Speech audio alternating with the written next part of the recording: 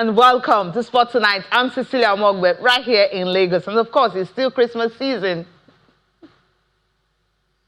What greetings to you wherever you are in the world watching us in Fez, Morocco, venue of the most crucial game between Nigeria and Tunisia will take place. I'm Austin Okonakman. Cecilia, yeah, I said Merry Christmas yesterday, but it's still the season of love. And so let me still say Merry Christmas again to our viewers.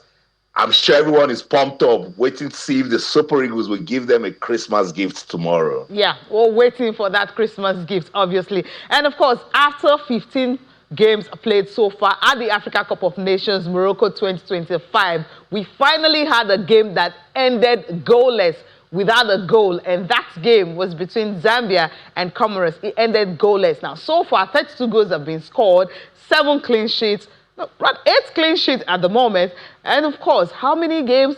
15 games. So finally had one that ended goalless. So Africa Cup of Nations is becoming more and more competitive and so unpredictable. And the big boys, talking about Mo Salah, these guys are scoring and carrying their teams all along. Morocco and Mali are currently in action at the moment. We'll definitely be giving you updates on that. Yes, it's all about the Africa Cup of Nations, and this show tonight is focusing on that. And the major one is Nigeria and Tunisia. Akatugba will be joining me, and of course, Colin Udoh. These guys will be joining the analysis in the studio to give more light and more bite to that game. And also, other talking points coming from the Africa Cup of Nations. That's our focus tonight. We'll also be taking a look at, yes, Nigeria Premier Football League and also the English Premier League. That will be after we're done with the Africa Cup of Nations.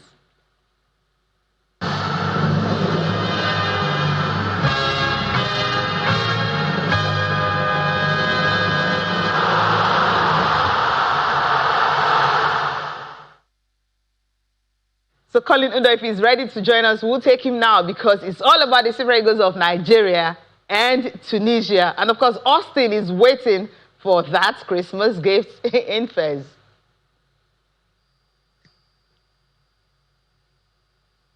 Yeah, Colin, I see Colin. I'm thinking maybe it's just Colin, if you can hear Cecilia are ready to have that conversation. And Omar Akatugba is also ready. While Colin, can you hear me?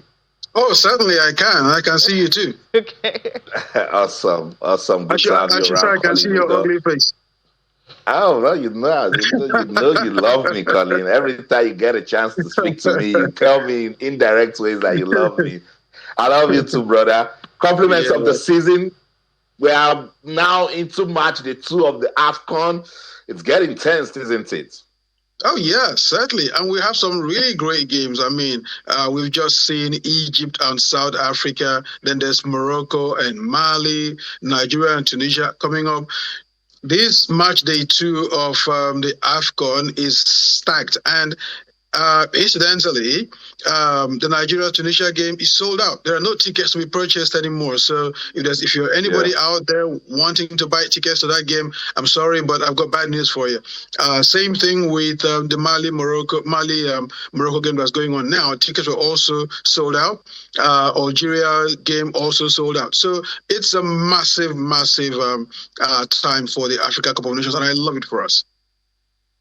I love it so much. Let's bring in Omar Akatugba. Omar, good to have you on the show. Are you also feeling the AFCON? Absolutely. I think it's getting better game by game. It started a bit slow in terms of crowd turnout, but it's beginning to look beautiful because football without the fans, I always say it's like tea without sugar, except you are diabetic. But it's looking very beautiful right now. We saw South Africa, Egypt. It was a beautiful atmosphere, beautiful football. Cameroon, Gabon, it was a full house. And I hope it will continue that way. Nigeria, Tunisia, I can tell you it will be a full house as well. The Tunisians are just nearby. The Moroccans don't like them. They will troop into the stadium to try to support the Super Eagles. There are a lot of Nigerians also going there or already there. So the atmosphere will be beautiful. And of course, the football will also be very scintillating. I think that it's getting better game by game. And that is the beauty of the AFCON. It's a tournament that tickles your fancy. I like it. I totally agree. You said football without the fans is like sugar, tea without sugar. I was like, not everybody puts sugar in their tea, Yeah, that's why I but said it's okay. except you are diabetic. Cecilia, it's going to be a very serious one. I was right there at the press conference and I asked the Tunisian team if they're trying to get back their respect. And they took it personal that they have respect. They just want to put it out there. So we should be getting ready for a crunch encounter, Cecilia. Yeah, definitely it's a crunch one. Let's just take a look at the schedule for Group C games this weekend. Nigeria, Tunisia will be up first before you have the second game. If you can look at that quickly before we dive into the Group C. And of course, our focus obviously is the Nigeria-Tunisia match. But before Nigeria game at 9 p.m. Nigerian time, Uganda and Tanzania will be in action. That's in Group C. And Group D will also be in action. Benin Republic and Botswana are followed by Senegal and DR Congo. So these are the fixtures for Group C and Group D. So we start off with Nigeria. And of course, Colin, we've seen what the Super Eagles did in their opening game against Tanzania. The prediction, I predicted actually 3-1. It ended 2-1, of course, in favor of the Super Eagles of Nigeria. Now, with the way they started, and there's so many pundits that actually come on to say that if they play like that against the Tunisian side, who were very clinical in their opening game, they may not be able to win that game. What are you looking forward to? What are the things you feel the coach can actually change to get a resounding victory against Tunisia on Saturday night, knowing that in 2022, Tunisia was responsible for Nigeria's early exit? I think the first thing, and I like what Eric Chell said, I think was it before the tournament, which is that Nigeria have got to focus on themselves, the things they are good at, and not react too much to what the opposition does, except to watch them and understand how they play. Now, in saying that, you got to look at that first game. I wasn't too concerned about the result about the performance. I was happy with the result. When you go into a tournament, the first thing you want to do is get a win. And they got that job done. Now, in terms of what needs to change, I think our areas of weakness that we saw were the fullback positions. Zaidu Sanusi and Bright Osai Samuel didn't quite give the best fullback performances.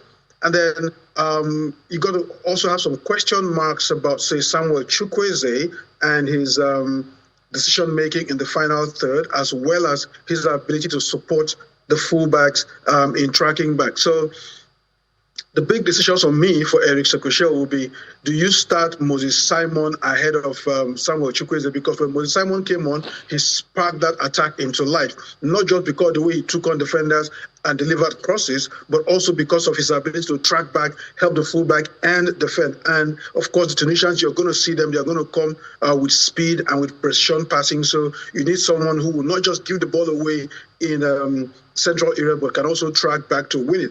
And then in the fullback positions, you've got to ask yourself, does he stick with what he has, or does he change something? So do you bring someone like, say, Chidozie Awaziem to play right back? Because Awaziem has always been good at right back. I don't know why they keep playing him as centre back. His best games for Nigeria have always been at right back. At left back, do you substitute Zaidu Sanusi for Bruno Onyemaechi?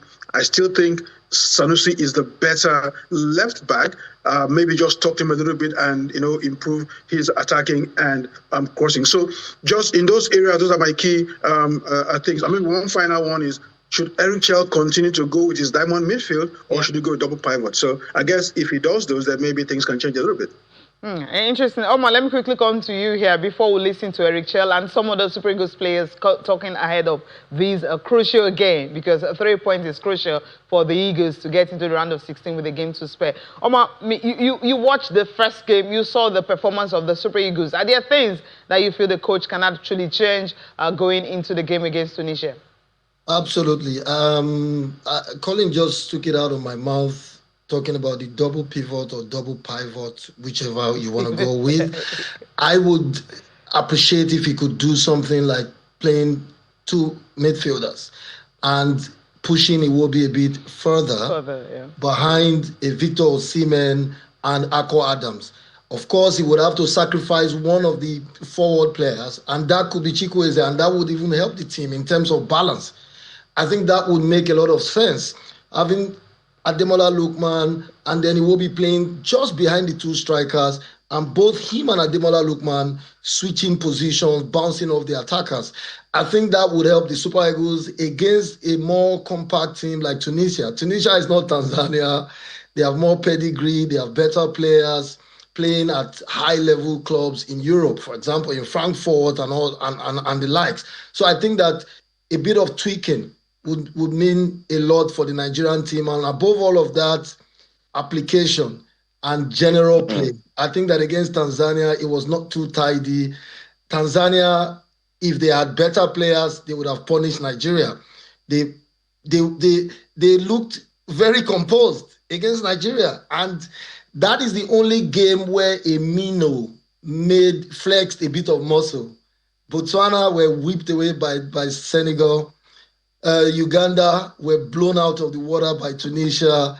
Hey, come on, Omar. What would you say about Zimbabwe and Egypt? Come on, man. Yeah. I mean, that's a good one. I mean, that's another one that where the Minos made a lot of impact. But overall, I can say that Nigeria is one of those big teams that really didn't dominate against a Mino like Tanzania. But again, we can be slow starters sometimes. Okay. Maybe against Tunisia, we'll see the best of the Super Eagles. But a bit of tweaking here and there could help us going forward. Yeah, I think we actually dominated that game. Maybe a bit wasteful, but let's listen to the coach Eric Chell and also the captain Wilfred Ndidi talking ahead of this game on Saturday.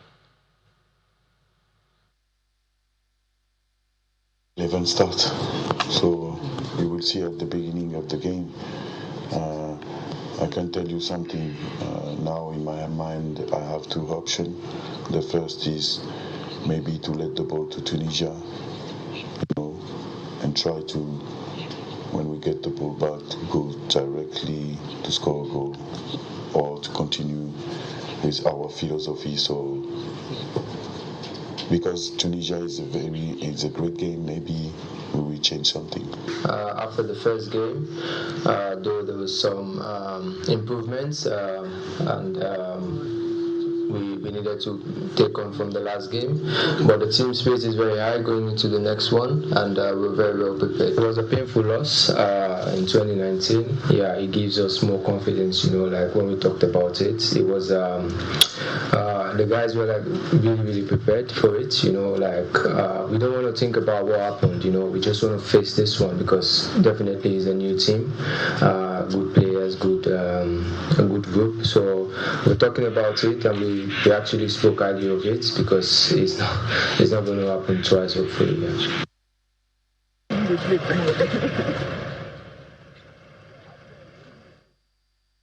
Yeah, that was Super Eagles head coach Eric Sekushe and captain of the team Wilfred Ndidi.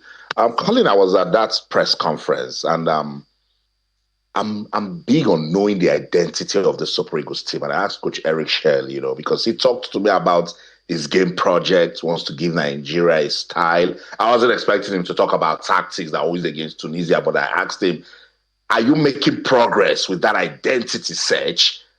Does this team have a playing style? Colin, when you watch this team, does that answer any question that they are heading towards a playing style, a pattern that we can say, this is the Super Eagles? Well, look, you expect teething problems whenever a coach is implementing a new system. And with Eric Sekushe, we know that his diamond midfield is the hill that he plans to die on with the Super Eagles, no matter what happens. He doesn't give much room for flexibility, even though every now and then he does that. Now, remember, if I take you back to circa 1998-ish, when we had Philippe Troussier, our team was used to playing the 4-4-2 with two wingers, and then the White Witch Doctor came and tried to implement a 3-5-2 formation based on the personnel he had. Now the players revolted against that because they called it an unfamiliar. Even the media, revolted. An unfamiliar system. They wanted us to go back to 4-4-2, and at the time, if you recall, 4-4-2 was on his dying legs. So it was an innovative style, and he brought it, but there was a revolt, and he ended up getting fired. Now, with Eric Sekushe, I'm not sold on the diamond because we've seen the limitations of the diamond midfield. I'd rather go with that double pivot that I've talked about. But if you look at his last three games, especially for the World Cup Africa playoffs and up to the Nations Cup, he has had a fairly stable lineup. apart from William Troost-Ekong, who's retired, and Benjamin Fredericks, the lineup has been essentially the same. So that tells you that he's got his system in place. Now it's a question now of execution or application, like Omar said. So now the players have to learn to be able to execute that system optimally the way the coach wants them to go. Do I completely agree with that? No, but I can see where he's going and I can understand. I see the limitations of the system and I hope that he's able to find answers to those limitations. But to answer your question, yes, there is a system. Yes, he has a plan. And yes, they are on their way to it. Okay, let's stay with that system, Omar. I keep going back to that game we played against Benin Republic, maybe because of the purpose of that game. I thought it was perfect 4-4-2 from the Super Eagles, but with everything Collins has talked about, how best do you think they can approach this game against Tunisia that can give them the victory? I mean, again, it goes beyond formation. We've seen a coach talked about how formation really doesn't play football. You want to partially agree with him because, again, it's about application. When you play against an opponent that is as quality as a Tunisian side, every player must bring their A game to the table. That's how you get results. Because, again, if you play 3-5-1, 4-4-1, and the players don't truly apply themselves, you will not get results. For example, Victor Osimhen, his performance against Tanzania had nothing to do with formation. That is our biggest striker. When Victor turns up, it's a party for Nigeria. But if he doesn't, going by the result we've had in recent times, if Victor doesn't turn up, it's a problem. Against Tanzania, by his standards, I would say he didn't turn up. And we hope and pray, as Nigerians, prayer is important, that against Tunisia, he turns up. Because no matter the formation, if Victor doesn't turn up, it somehow affects the Nigerian team. And I hope that is not the case tomorrow. And even if it doesn't, I hope the team can rise up to the occasion. And that is where, like you've mentioned, Eric Sekushel will really need to bring his tactical or technical sagacity onto the, to the fore. Again, I think that it's about how the team plays together. And thank you, Colin, for taking us back memory lane, because I remember those era. I was just basically becoming a more mature person then. And I remember the Tunisia era, that 3-5-2 period. I was listening to some of the senior colleagues then talk about it, write about it, how that change was too sudden. And it became a thing. And it gathered a bit of result with it. And then it became, a tradition. But with Eric Sekushel, what I have seen him do that I like also is his adaptability. You remember when he was going with Tolu? Tolu seemed to have been the man who could partner Victor. And then Akko Adam came into the scene and he saw how Akko Adam presses, how Akko Adam puts in the work to free up Victor a lot, which we saw make a lot of difference against the Republic of Benin. And he stuck with it. That's something I think I like about him. His ability to be a bit flexible, although he can be rigid sometimes, but at the same time, he can also be flexible. And that flexibility, I would hope to see against Tunisia tomorrow. That's my hope. I know. Before Cecilia takes it, that Philippe Trouzet era was a very funny one because a newspaper publication had the headline from a player that said, "Waiting be this." We need to go on a break. When we come back, we'll be listening that has to be Taribo West. I'm not sure, but maybe. They're waiting be this. Also, we need to go on a break. When we come back, we'll be listening to some of the players, Paul Onuachu and Dele Bashiru, talking ahead of the game against Tunisia. Stay with us.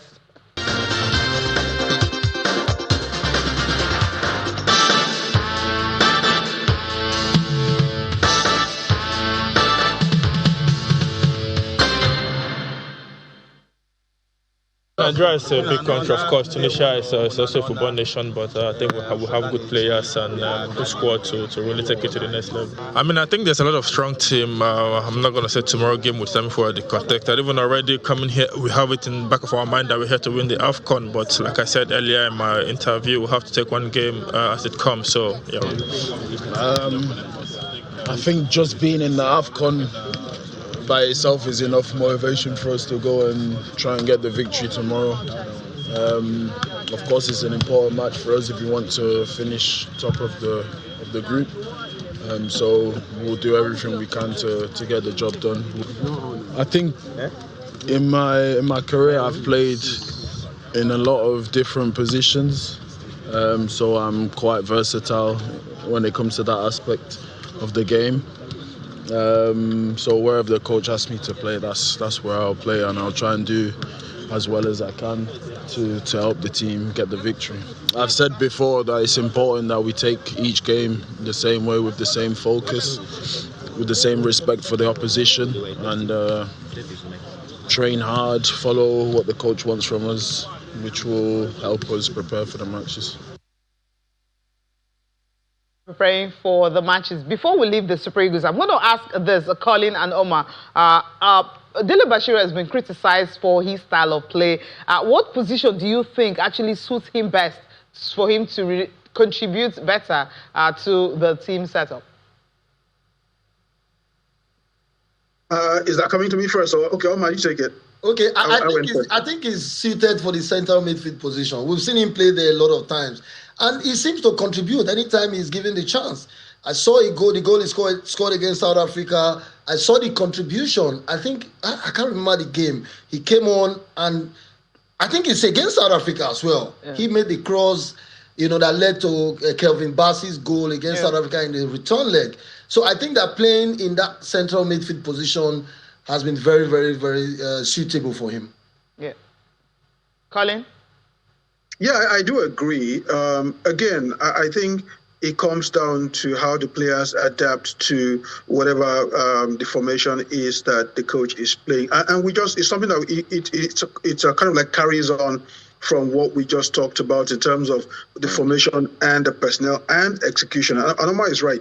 It's not about the formation you play. It's about how the players execute it. And if you see the way we were, like I said, when Moses Simon came on, he was able to be way more effective than Samuel Chukwueze, and that's because he adds defensive backbone to the team in terms of tracking back. So when you have a 4-4-2 midfield, you tend to get, especially when it's a diamond, you tend to get overrun in midfield when the other team has more bodies in there. So you need those other wide or forward players to drop in and support the central midfielders when we don't have the ball. And I think Moses Simon is more suited to do that than Samuel Chukwueze, for instance. So I guess, it comes down to personnel, and I feel Dele Bashiru is also very well suited to doing that. Okay, so let's move away from this and quickly go to other games that were played earlier today, starting with the very first goalless game that we have at the Africa Cup of Nations after 15 matches. Group A results,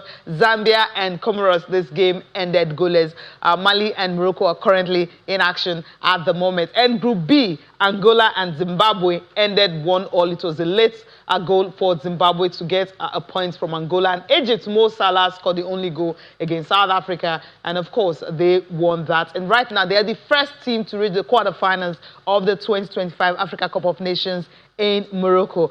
Colin, I'm going to start off with you on this one. The big boys, they're talking about the big stars in Europe. Mo Salah didn't start 5 Premier League games or even some Champions League games before coming into the Africa Cup of Nations. He has come in, he has scored 2 goals, and he's been crucial in the games they played so far. And of course, they're already into the round of 16. You could literally say he took the team to the round of 16. Oh, yes. I mean, when you have a player like Mo Salah, like Victor Osimhen, you always know that, they need just one moment to make a difference. And we saw it with Mo Salah in that first game. Late minute, just all on his own turn and took the shot. And then here he won a penalty against South Africa, and then he put it away. 2 goals, 2 games, 2 goals. So that's what you get from having players of that quality in your side. They can't be silent for 90 minutes or 89 minutes. 1 minute is all it takes for them to make a difference. So the same thing with Victor Osimhen. We saw the opportunities he got against Tanzania. He could have, under normal circumstances, he could have had a goal, but unfortunately he got one saved over the line and a couple of others that went awry. And I hope for Osimhen's sake, because he's such a big player, that he gets a couple of goals in this tournament, because we don't want a Kanu situation where Kanu played 6 Africa Cup of Nations and didn't get a goal. Osimhen, thankfully, this is second Nations Cup. He's got 1 goal. This is, his second Nations Cup. He's third, I beg your pardon. He's got 1 goal. Hopefully, this is the one where he gets more goals. But yes, I think having big players like that always gives you a chance to win. A quick one. Egypt, South Africa. That game was literally Esha. We are seeing him right now. The goalkeeper who made a lot of saves, especially those 9-minute saves for Egypt to get into the round of 16. How crucial was this for Egypt? Because the South Africans almost took them to the cleaners, except the fact that yes, it was. Yeah. It was very important. Look, there is no underestimating the value of a good goalkeeper. Egypt have it in El Shaarawy, South Africa have it in Rowan Williams, and then let's say Nigeria had it in Vincent Enyama. Vincent Enyama practically won games for us in previous years. Right now, we don't quite have it. I mean, we saw Stanley Nwabali last tournament helped us get to the final. This tournament, we've already seen he almost cost us a goal against Tanzania, and we saw during World Cup qualifying. So we need Stanley Nwabali to get back to being the goalkeeper that he was at the last AFCON. We kept Egypt in this game, and I think you can't blame them, to be honest, because they were playing with one man down for almost 45 minutes and weathering storm after storm after storm of pressure from South Africa. So credit to Egypt, credit to the goalkeeper. Yeah, definitely. Yeah, it's good. And Omar, we've gotten to that stage now where we're beginning to see, tight football. Teams come out to see how they can get the points, and that's why we're getting those, goals, those draws, and of course, tight play. From match day 2 till we get to the end of the group phase, do you think to get more competitive? Of course, it's already getting more competitive. But the interesting thing, though, is that there's a big distinction between this AFCON and the last one. At this stage in Ivory Coast, we're seeing upsets. We've not seen any upsets so far.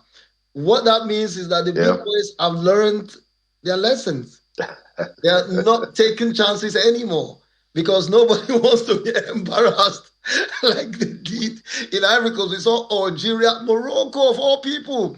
They were completely embarrassed. And that is not happening so far. And you get the feeling that we're not going to see much of it at this tournament. Yeah. Because if you look at all the big teams, most of them even qualified for the World Cup. And they have taken that form into the AFCON. The only one of them is Nigeria. And I think Nigeria would need to make a statement with this tournament. That's right. We see much of that against Tanzania. Maybe we'll see it tomorrow. Because that's the thing about the Super Eagles. When you write them off, they surprise you. I hope they do that tomorrow. And just to quickly touch on Victor and the big players. Victor Osimhen is Nigeria's second all-time highest goal scorer. And in no time, I think will surpass Rashidi Yekini. But the difference is that Rashidi Yekini scored 13 AFCON goals. He's the third on the list of all-time goal scorers at the AFCON. Victor has one. And between me and you, Victor has maybe 2-3 more AFCONs to go. If he doesn't take this chance now, it might be a top goal scorer, but never at the level of them Yekini, Eto'o, Drogba, and the likes. Because at the AFCON, you need to also show that you can do it as much as you can do it in Turkey, in Napoli, and the likes. I agree, Omar. That's mega pressure right there. And he showed it when he was substituted, and that got... Omar makes a very good point. Thank you, Colin. Now, the reason why the likes of Yekini, Okocha, Kanu, and co are such legendary figures in Nigeria is that their big performances came at tournaments for Nigeria, Olympic Games, AFCON, World Cup. Now, the drawback for Osimhen is that, one, he hasn't stamped his authority on the Nations Cup, and this is his third one now. He hasn't gone to the World Cup, and we hope, for his sake, that he goes to the next one in 2030, because that's going to be the last one he's able to make. So now, he hasn't gone to any World Cup. Well, I beg your pardon? Oh, well, we hope maybe if Nigeria but let's hope that happens. So, but if that doesn't happen, let's work on the reality right now. We can talk about other things. But if Nigeria doesn't go to this World Cup, that means he has only one more World Cup to make an impact. And then when you look at the Nations Cup, he has played 3 so far, 2019 and 2023, and now he has 1 goal. So he hasn't really made a tournament impact as yet for Nigeria. And that's what's going to draw him behind the legends of Nigerian football like Yekini, like Omar said 13 goals. Kanu didn't score at the Nations Cup, but he won Olympic gold for Nigeria, scoring a great goal. JJ Okocha, scored numerous goals for Nigeria. So that's going to be a drawback for him. And I hope, because I hope for his sake that he finds a way to break out at this tournament and score maybe 7 or 8 goals.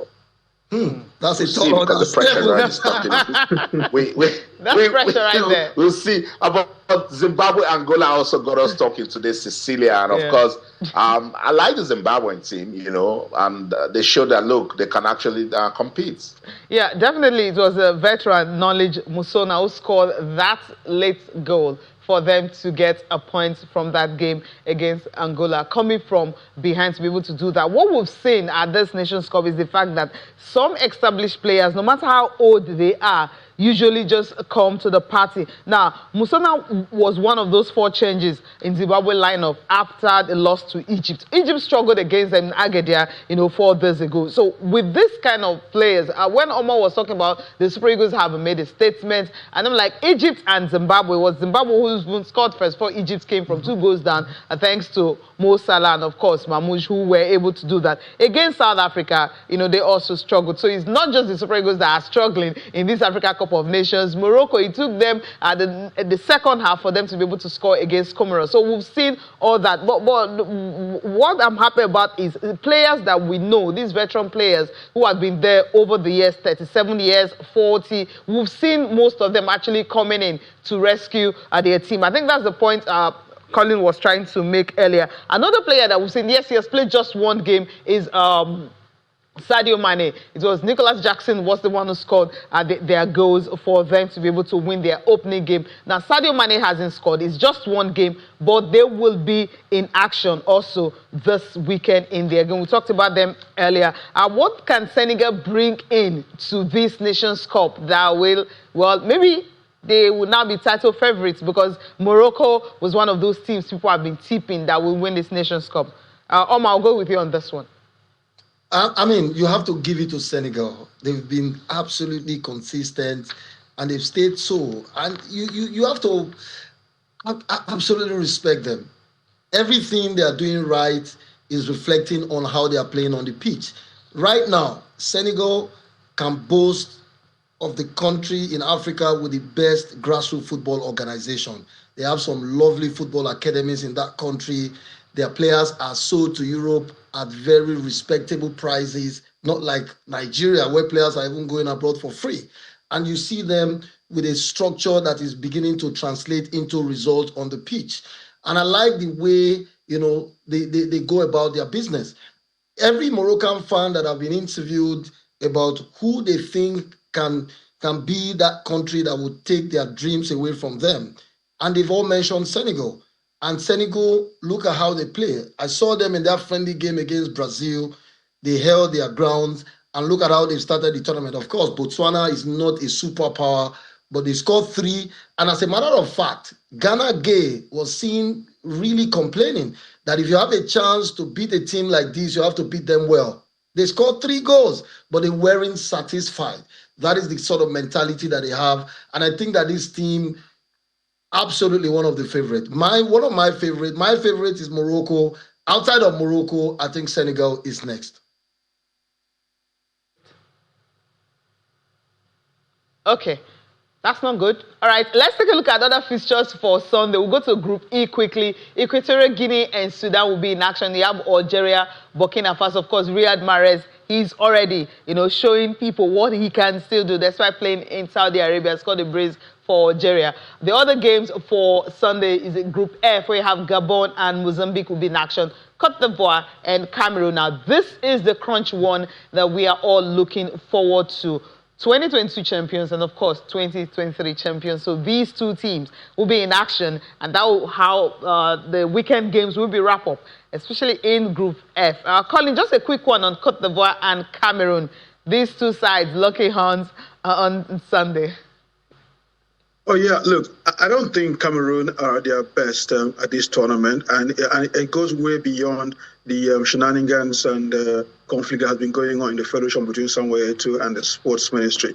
I think Cote d'Ivoire are a far superior team, much more organized and with much more talented, and I believe that, they would be They should emerge victorious there. The only thing that I think might draw Cote d'Ivoire back a little bit must be the sadness that would be in their camp today with news that their former coach, the one who led them to last AFCON before he was fired before the group stages, Jean-Pierre Gasset, he just passed away today.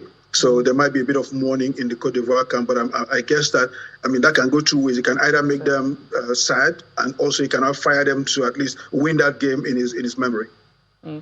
Okay, interesting. Before we let both of you go, there's some talking points. Moving the 4-year cycle of AFCON, it's not been approved by Congress of CAF, but then the 4-year cycle is there, and also officiating in this Africa Cup of Nations. The last edition in Cote d'Ivoire, Africa was actually praised for having one of the best officiating in terms of VAR and everything you can think of. And now this one has started. We've seen penalties being given. We've seen some calls that people felt, is the right call, and some are saying some controversial calls why people had to go through the rule books to know if this is a fact or it's just the referees that misbehave. What do you think about officiating so far and the 4-year cycle of the Africa Cup of Nations that, Patrice Motsepe is actually proposing?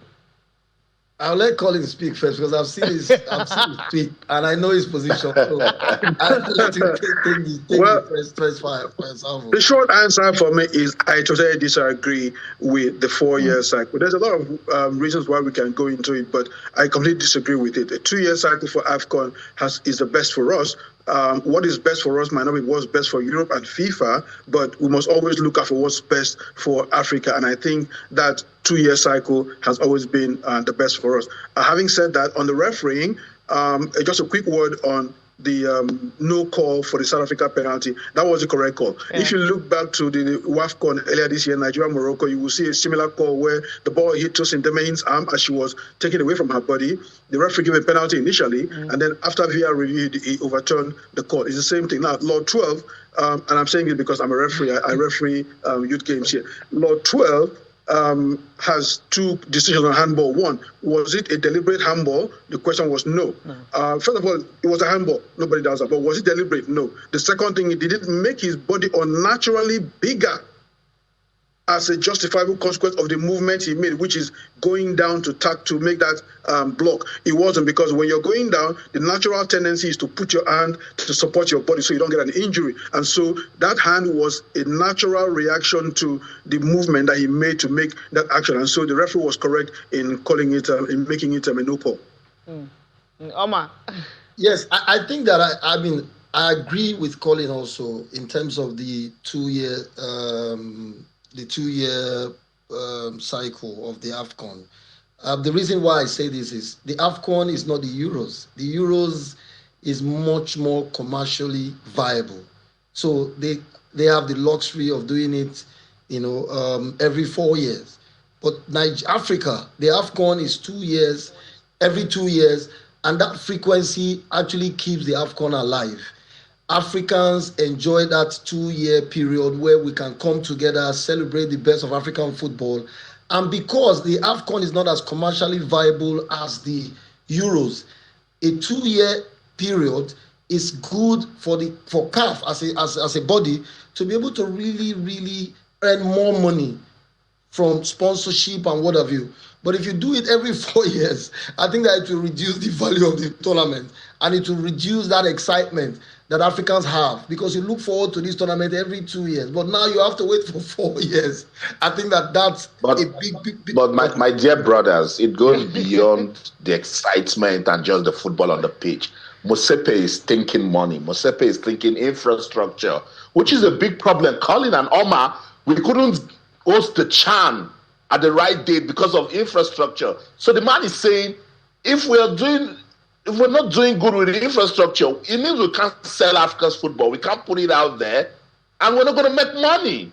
So it's 4 years now. But Austin, here's the thing.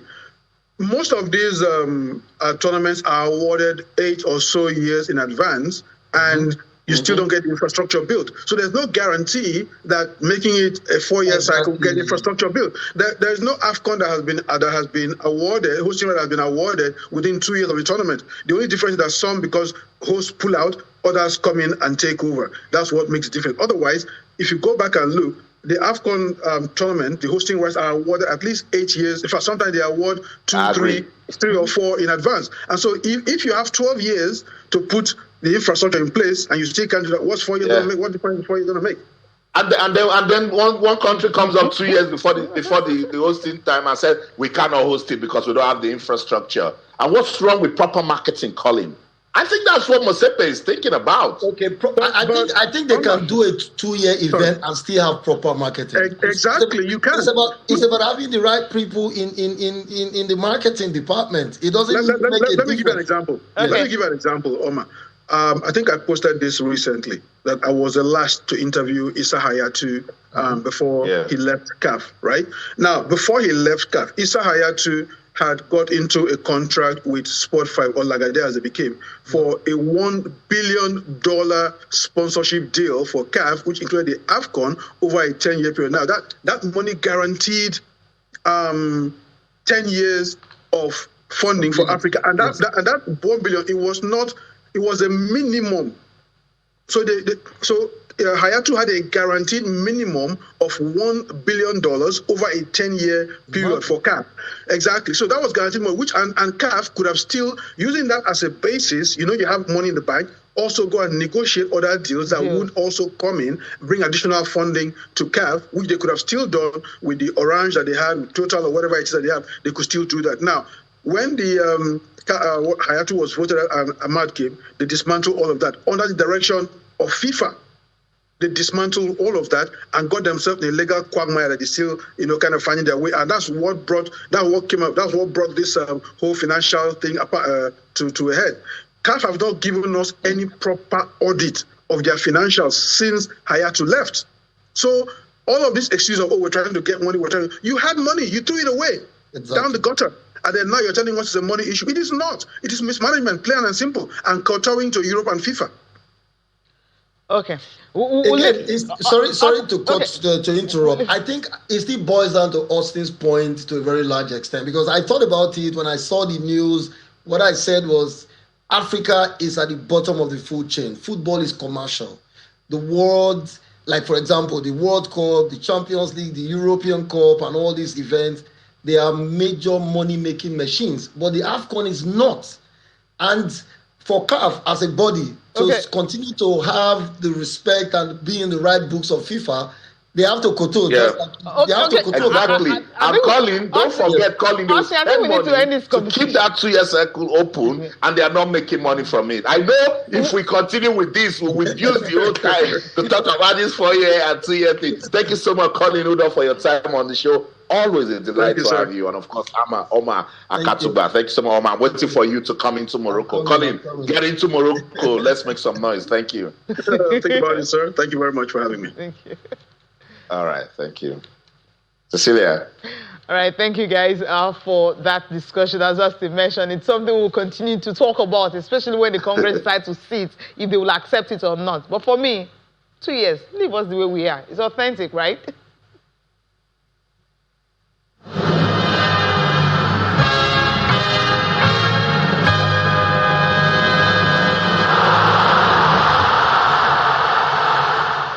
Yeah, let's quickly take a look at match day 19 of the Nigeria Premier League. Of course, games are still going on. Here we have AFCON, but right here in Nigeria, the Premier League continues. Academy Warriors and Bayelsa United will start the day on Monday. Enyimba and Shooting Stars will also be in action.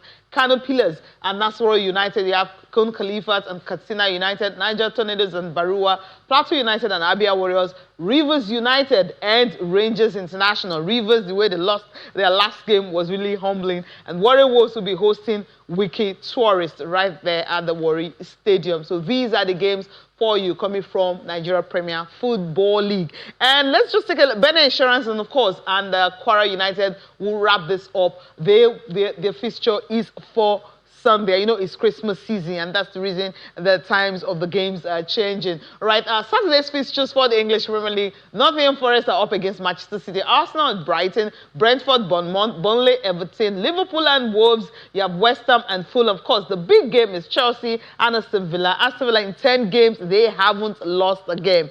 they've been having luck winning 2-1, 1-0 margin, and of course, right, and they're third, just a point behind Manchester City. So it's getting tougher and tougher. So Austin, we have to go. Time flies, right, when you're having fun. We have to go. The updates, that game between Manchester United and Newcastle, the Red Devils lead by a goal. Dogu in the 21st minute. So Ruben Amorim's football is winning. Let's see if they can, hold on to that win. And the game between that one between Morocco and Mali is still goalless. And Cecilia, this is what we're talking about. The AFCON is going on. Yeah. European football is happening. Kylian Mbappe is on the stands right there to support Ashraf Hakimi. That's how We must build our own markets. That's the show. I was about to say in London, in Fez, Morocco, I'm Austin Okonakwan. And in everything you do, remember, let's keep talking sports. Bye for now. And thank you so much for watching. I'm Cecilia Amogbe. Enjoy your weekend. Good night.